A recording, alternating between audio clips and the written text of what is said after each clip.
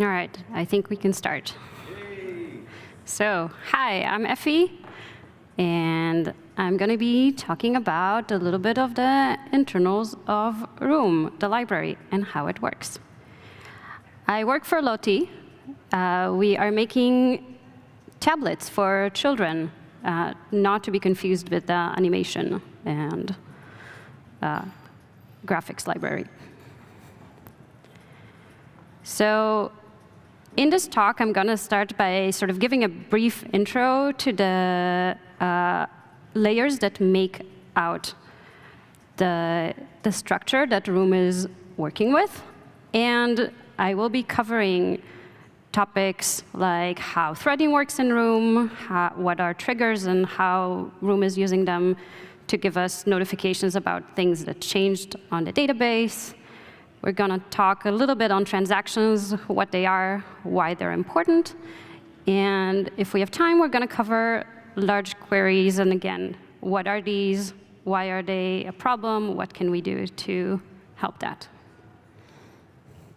So during this talk, while covering Room, I'm also going to cover the layers that Room is interacting with and how they combine together and what are their limitations and how Room is working around some of those limitations. So I'm going to talk about SQLite, the engine. I'm going to talk about the Android framework, so the very basic tools that are the ones that are actually responsible for communicating with SQLite. And they've been written quite a while ago, more like Android 1.1. On top of them, AndroidX has added some interfaces that allow them to modify or sort of work around some of the behavior of the default behavior that Android framework is providing. And on top of that, Room works and calls these methods. So I'm going to start with a basic introduction into SQLite and sort of generic how it works. SQLite is an embedded database engine, which means that literally everything that I'm describing here, all these objects, live inside our app process. Other processes who are going to try and access the instance of the app of SQLite, our instance, cannot do it. It is also a single file database, so it is not like have multiple files, only a single one. It uses regular SQL language to perform operations, so it's the same SQL language as other databases use. And this is sort of the overview of the structure of SQLite architecture. It has sort of main 4 modules, and we'll go over them. And these are sort of the main processor units. These 2 units are the ones that are responsible for taking SQLite statements and turning them into bytecode that will be later run on the virtual machine and write, read, perform updates to the files.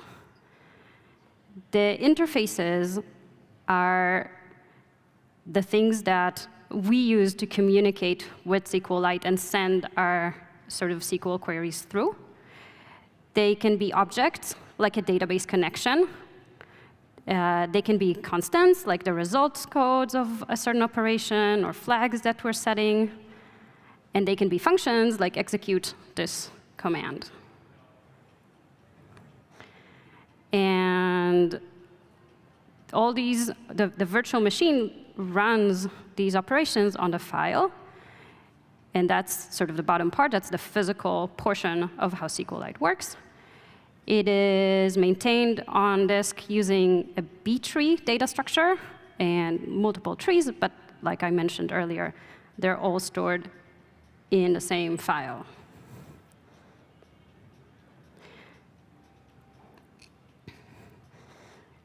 And moving up, we have, from SQLite, we have the layer of Android framework code that interacts with SQLite and sort of contains the parallel structures to the things that we need in order to make operations on it.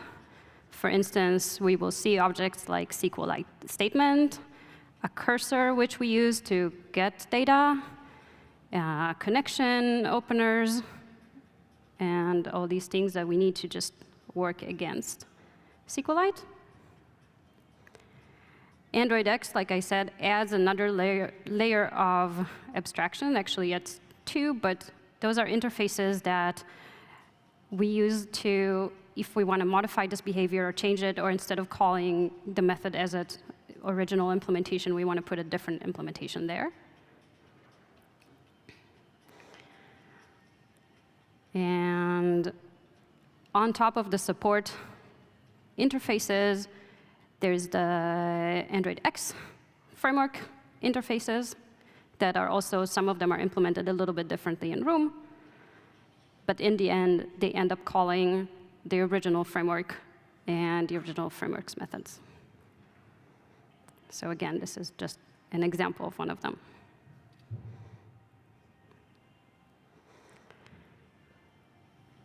And in Room architecture, which is sort of the top piece above this, the code is isolated into different models. And we have the common package, which has the annotation interface. We have the compiler, which again has all these processors that we need. Room runtime has the core of the Room operations. It's the thing that opens the Room database. It's many of the classes, which I'll talk about later. And Room itself does not have concepts such as RxJava or coroutines or hooks to LiveData, and those are contained in those different packages, like the package for RxJava and the package for coroutines.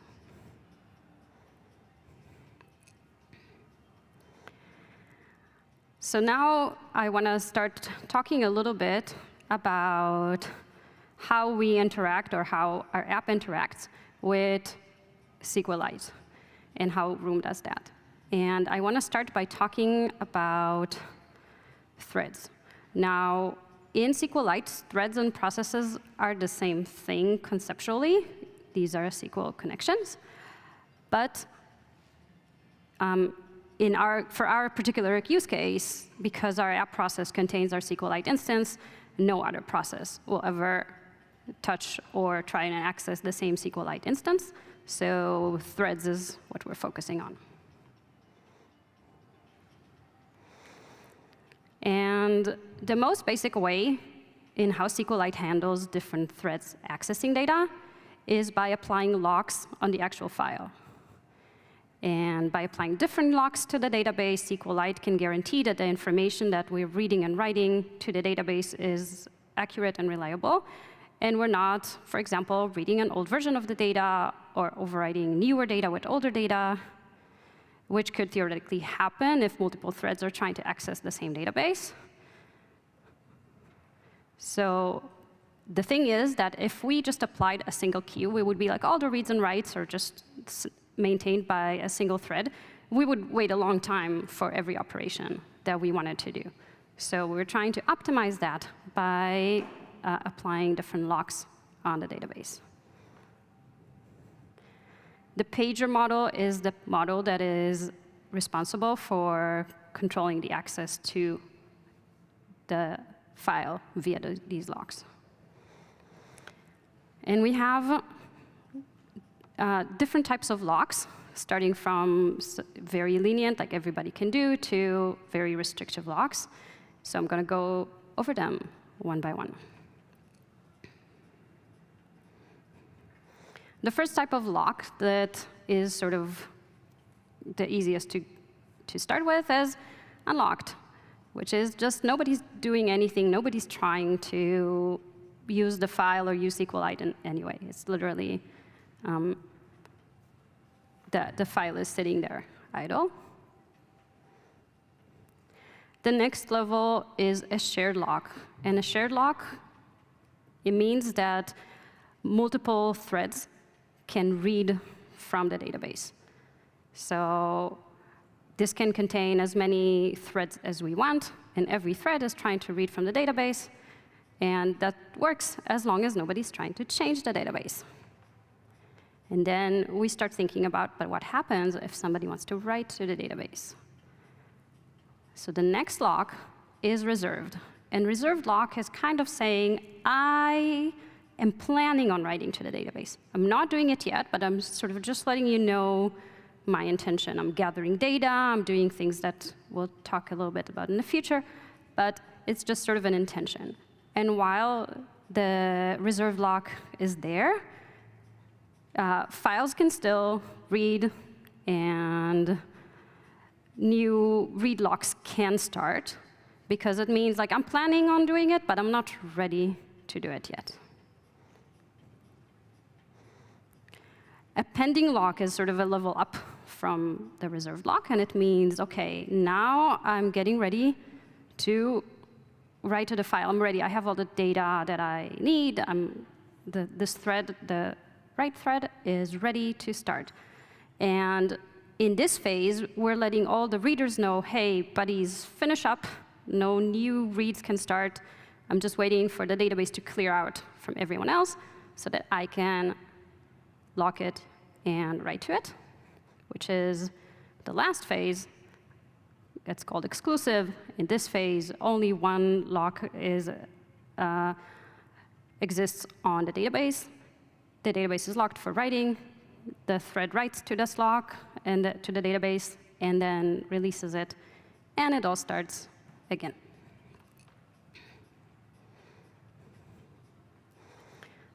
So if we sort of go over what it means for practical reasons, reading from the database as a process is really easy. You open the database file, you get a shared lock. You can get a lot of shared locks, so you can read from the database multiple times at the same time. If a shared lock cannot be obtained because the database is currently locked because it's writing, it just fails and just returns SQLite busy. Just try again later. Writing to the database is a little bit more complicated, because now you need to start by getting the share lock. Then you need to start getting the reserved lock. You need to let the database know that you want to start writing to it. You need to write all your stuff to memory, so be ready with all the things you want to write. And then this is an additional step that we haven't talked about yet. That's called write to the rollback journal. So what is the rollback journal? So when a thread wants to change the database file, it first records the original unchanged database content in the rollback journal. And this means that if we, for instance, failed in the middle of writing the new content, we can always restore the data as it was back into our database, which can happen if our write is really big and it takes a long time, or some exception happened during what we tried writing. So what it means is new content will override the original content, and the rollback journal records what the content was before we made changes to it. So continuing from there, we wrote to our journal, and then we can continue with the locks that I went over, which is get the pending lock, get the exclusive lock, wait for all the ones that are reading to be done, write my data to the database.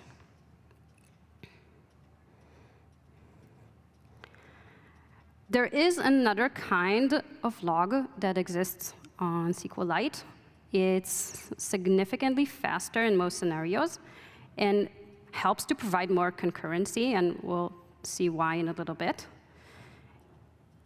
And this is sort of what we usually want to use. It can be a little bit slower with reads, but it's most often not that significant.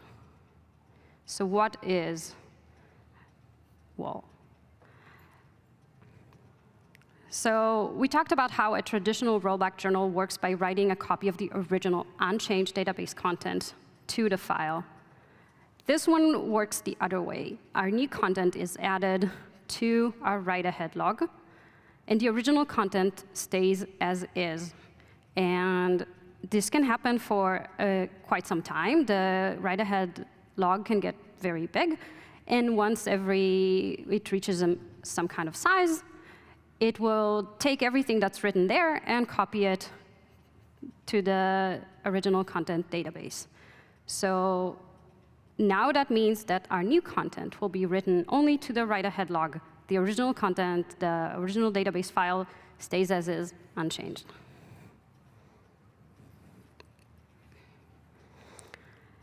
So when we make writes to the write-ahead log, we just need to lock and append to the write-ahead log. And whenever we reach a checkpoint, which is whenever the write-ahead log gets really big, we take all the new content there and copy it back into our database. As you can see from these arrows that I drew, it is nice because the original content does not need to be locked as often for every write, because only the write-ahead log is now being locked. When we are reading with the write-ahead log, we need to actually now check two places. We need to check the original content, and then we need to check if something has changed since something was written there. So we need to also check the write-ahead log in order to read. This does slow the reads a little bit, but there are also a lot of optimizations on it and ways, like in memory for SQLite, to tell us whether there is or isn't new information there. So it's not like significantly slower.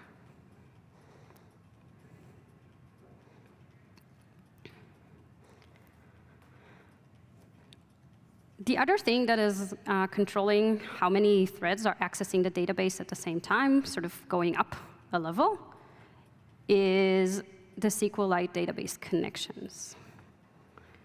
The SQLite database connections are created in the interface layer.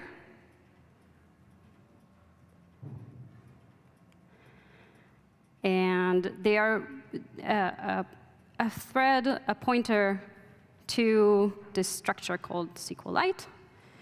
It has a lifetime. It can be opened and closed. And through it, operations from outside can be done on the database. And SQLite gives us isolation between those operations in the shape of database connections. So each database connection has like an isolated context, but there's no isolation inside the same connection.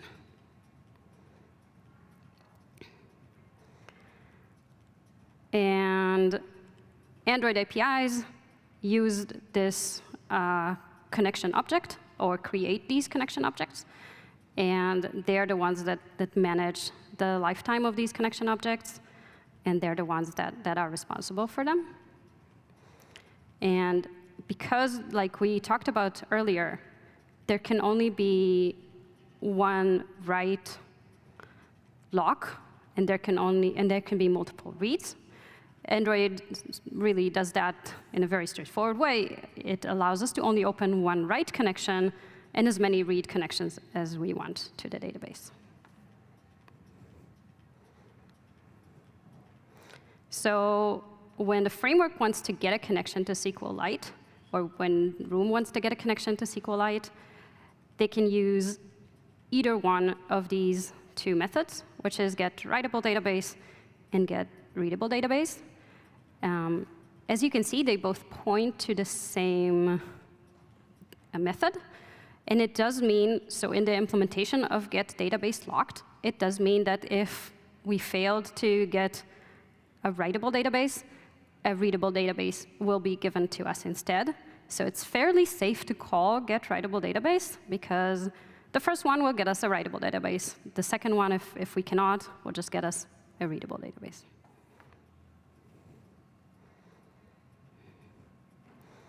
And these connections are managed, again, by the Android framework via a connection pool that is responsible for keeping them alive and making sure that they all are happy.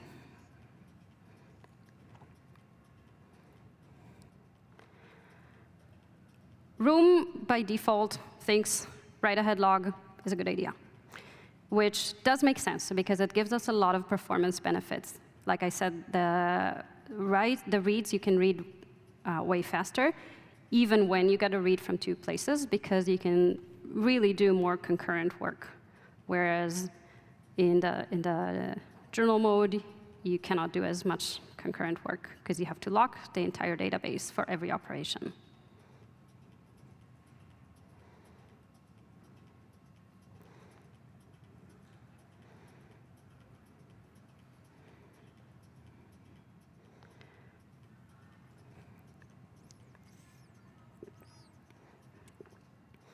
So again, this is how the framework, the Android framework, gives us a way to set different flags and change those settings. Room uses this method to enable write-ahead logging by setting those flags on the database.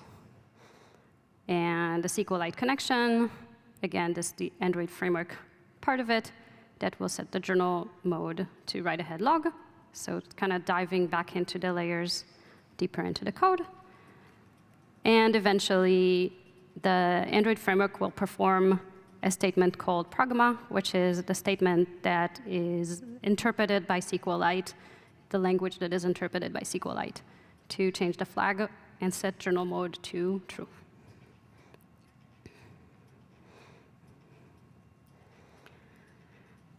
So how does basically Room works with threads? We, as developers, we use threads usually by using libraries like RxJava or coroutines or LiveData.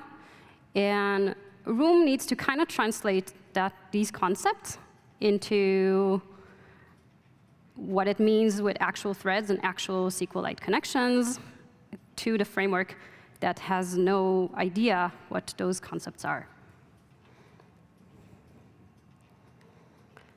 So when we're talking about reads, it's a little bit easier, especially to see this in RxJava, because in RxJava we can say what threads we want to use, what threads we want to observe on.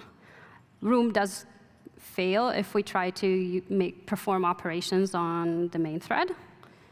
And it gives us these helpers that connect these concepts of RxJava and coroutines to the original SQLite code. So it will have methods like create a flowable for me, and when you subscribe, give me data from this table. And we'll see a little bit how we can actually get data from something that is not really flowable. And sort of the parallel structure in coroutines, there's a little bit of more heavy lifting to do because coroutines are not threads. They operate on threads, but they're not themselves threads. So there's a little bit of extra sort of specifications that Room needs to do in order to guarantee that we're actually going on a background thread and not the main thread. So when we're talking about writes in Room, how does that work? How does that look like?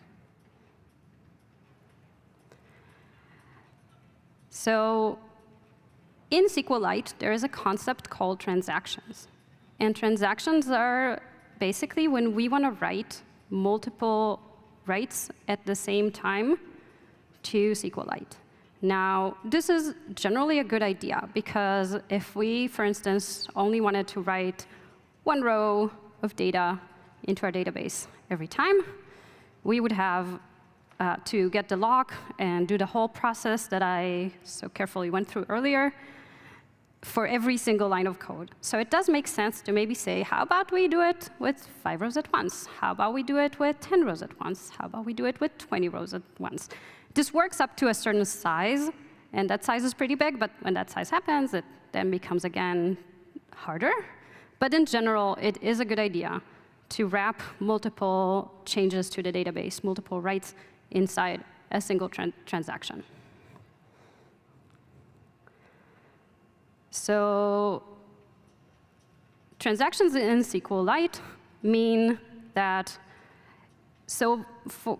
just to simplify things, every write operation we do in SQLite is happening in something called auto-commit mode. Auto-commit mode means I wrote one row of data to the database. It is committed to the database. I wrote one row. It is always auto-commit.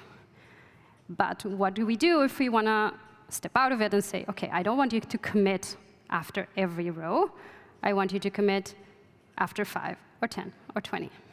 And this is where SQLite gives us sort of a way out of it, which is called begin transaction. And begin transaction means whatever I'm doing right now, don't commit it yet. Write it to memory. Wait. I want to execute 5 SQLite statements, 10 SQLite statements. So begin transaction will not actually commit my changes to file. And it will mean that I'm not getting any locks. I'm not reserving anything. I'm just waiting for all these writes to finish executing in memory first. And then at the end of writing all these statements, we'll use the SQLite word commit to say, OK, I'm done. Now go back to auto-committing and put all my data back into the database. Now, transactions are a good idea in both journal and write-ahead log. They are even a better idea, or they work even faster on a write-ahead log. They are slightly a better idea on journal mode because, again, we're locking the file for less time. But they are great in each of those scenarios.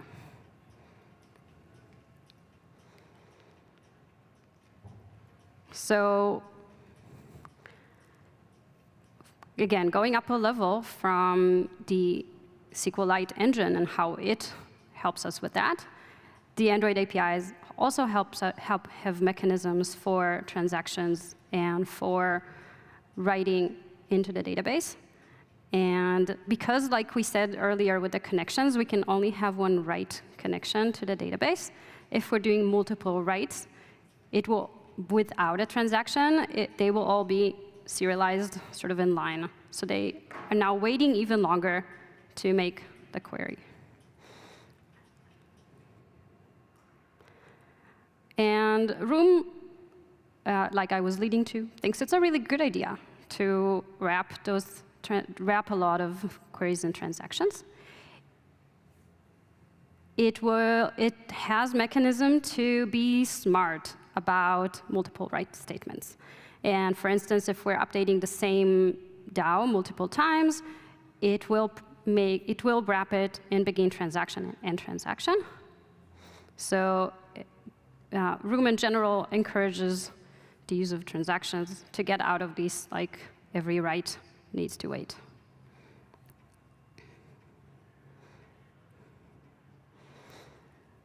Now, we touched a little bit on RxJava core routines, observable, flowables, LiveData. But how do we actually make that transition between a database, which is not at all, does not have the concept of knowing when something has changed and popping up that thing up, to us who are observing our data in various ways? And the answer to that in Room is something called triggers. So triggers in SQLite are database operations that are automatically performed. You can define them ahead of time, and they are automatically performed when a specific database event happened. So when we can specify what that behavior is. We can say if a row was deleted or inserted or updated, do something. And that something is what Room uses.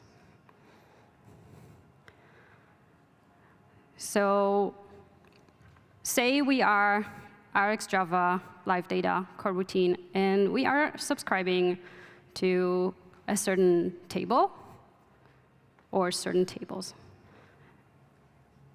what happens next. And what happened next is something called invalidation tracker. Invalidation tracker is a special table that is written in memory. It is not actually written to the database. And that is where all the triggers that were written on specific tables go to. And whenever a change has occurred, a trigger from the table will add another row to our temporary table, to our invalidation table. And when we check that table, then we know something has changed in the database, and Room will figure out which observable, which subscriber subscribed to it, and populate it up. And this is the Room observable, the bridge that bridges between the concepts, such again as RxJava coroutines, to the list that is maintained purely without these concepts.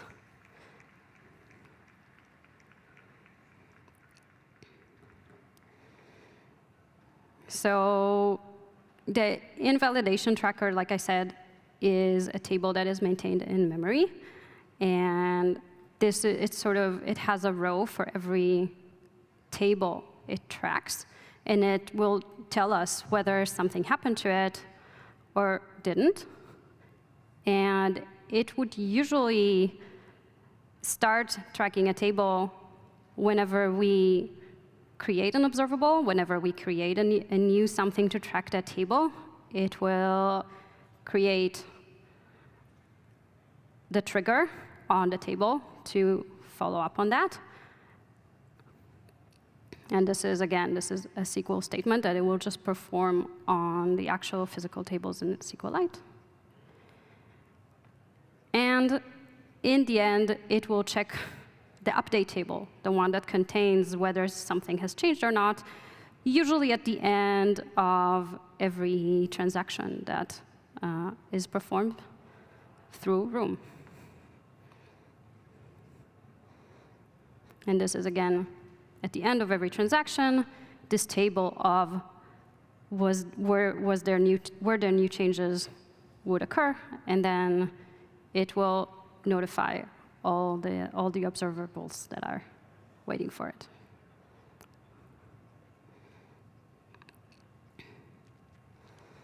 And this is another piece of that.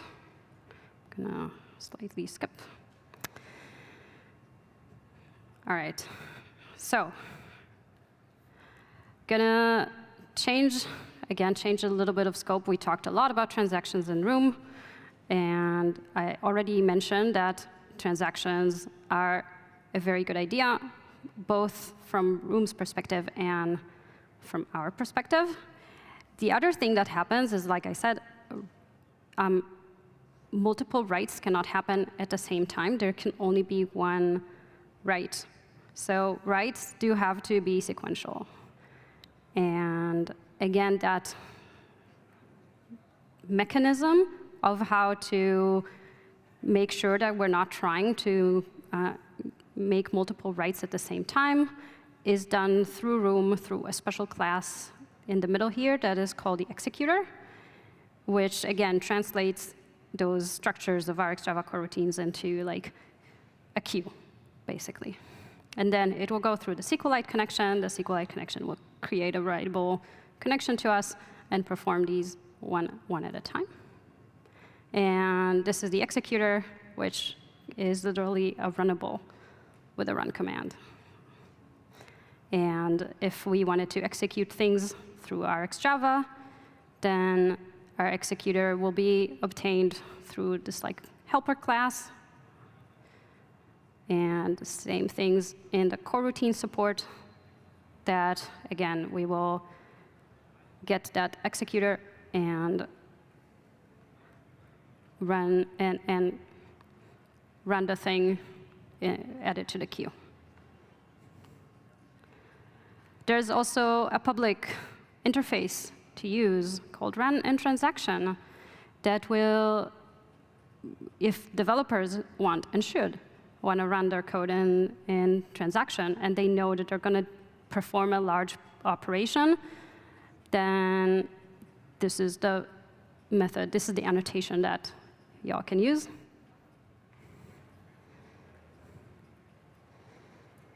And to sort of sum it up, and also I think we're kind of starting to run out of time, and developers can and should make sure that y'all use transactions, that they are relevant. So there's, like I said, still a max size. If the transaction is way too big, then it again will have to be split again. And that's not, again, that's not very performance-wise. So group whatever you can into the relevant transactions, and use run-in transaction mechanism when you know you're doing a bunch of things at once. I think that's it. I have another topic, but I don't think we'll be able to cover it. I'm open to questions. Just come to me, and I'll be happy to answer. So I'm going to skip. Yay. Thank you.